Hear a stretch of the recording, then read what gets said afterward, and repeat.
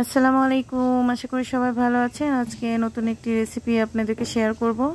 তো পানির মধ্যে আমি কিছু আস্তা জিরা, তেলে নেওয়া শুকনো মরিচের গুঁড়ো এবং গোলমরিচের গুঁড়ো এবং লবণ অ্যাড করলাম। এরপর বলক উঠে আসলে আমি এর মধ্যে সুজি দিয়ে দিব।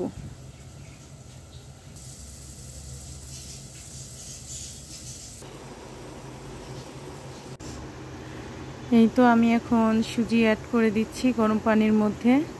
তারপর যতক্ষণ শুকনো না হয় ততক্ষণ আমি এটা ভালোভাবে নাড়তে থাকবো। সেদ্ধ করা সুজিগুলো আমি একটা পাত্রে নিয়ে নিয়েছি। এরপর সেদ্ধ করা আলুগুলো নিয়ে নেব। এর মধ্যে কিছু কাঁচা পেঁয়াজ, কাঁচা মরিচ আর ব্রেড ক্রাম্ব অ্যাড করে দিব। তারপর সবগুলো ভালো করে মাখিয়ে নেব।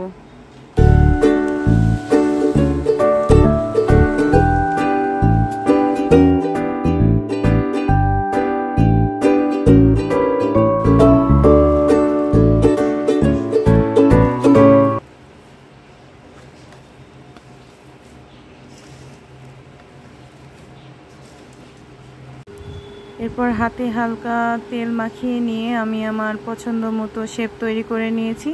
যে যার ইচ্ছা মতো শেপ তৈরি করে নেবে। আর তেল গরম হয়ে আসলে আমি একটি একটি করে স্ন্যাক্সগুলো দিয়ে দিব।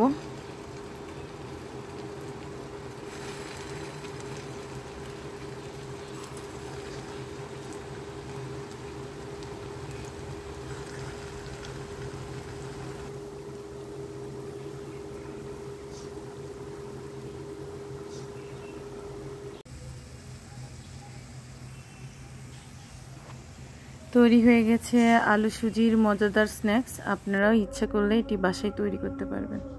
ধন্যবাদ সবাইকে।